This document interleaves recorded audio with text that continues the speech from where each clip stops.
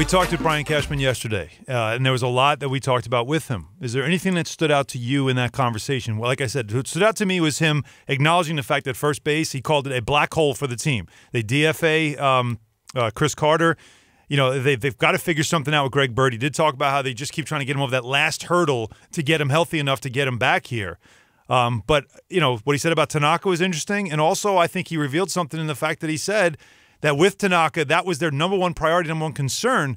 It sounded like that if Tanaka didn't get himself right, they might be in the market for a high-end pitcher to help them. Well, we thought that a month ago, right, when CC Sabathia was having his struggles and Tanaka wasn't the same. We thought that they could potentially be in the market for a starting pitcher, another arm in that rotation as we get closer to the trade deadline. But I think Tanaka solves a big problem for them. Of course, they need him at some point to pitch like the ace of the staff. But the great thing about this Yankees team is that you're getting contributions from a lot of young players. So we've seen Pineda step up in spots, although he's been inconsistent of late. Severino has looked dominant at times. And then, of course, you got the kid Jordan Montgomery. Through his last 5 starts, he's got 4 wins. And during this stretch of 13 games where the Yankees have lost 10, he's the only starting pitcher that has a win. He's got 2 wins. Amazing. So, I mean, to see him perform last night, he's got 7 innings of 1-run ball. You really like what you're seeing from a lot of the young players, and they're showing you that they can perform in these big spots. And more importantly, I think they're demonstrating to the organization that those guys should have confidence in those young players, so when we get down the road in those critical moments,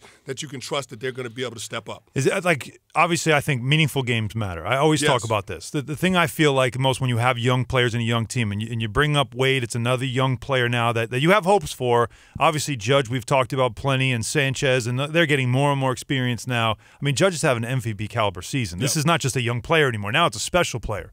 Severino, but September is when the games really matter, and then the crucible, you know, you're in the crucible. You got to win, and you see the pressure and how do these guys perform. But as we're heading into July, can these games also have pressure for young players to perform, especially when a team has struggled like the Yankees have over the last couple of weeks? Well, I mean, there is pressure to perform because the Yankees sit atop the AL East, and that's important because it sets expectations for this team and for their future success. So when you have expectations, there's going to be pressure, and I think that can be a good thing for these young players, right, to get a taste of that, to get that feel, to understand what it's like to be able to perform in those moments. So whether they perform and they step up and rise to the occasion or they don't, they can still learn from that particular moment, and those are the things that we talked about. Mariano Rivera talked about it yesterday, having the guys learn from those moments early in the season so they have the confidence to be able to step up and perform and be able to accomplish the task that the team needs them to accomplish later on in the season, August, September, when those games are that much more meaningful.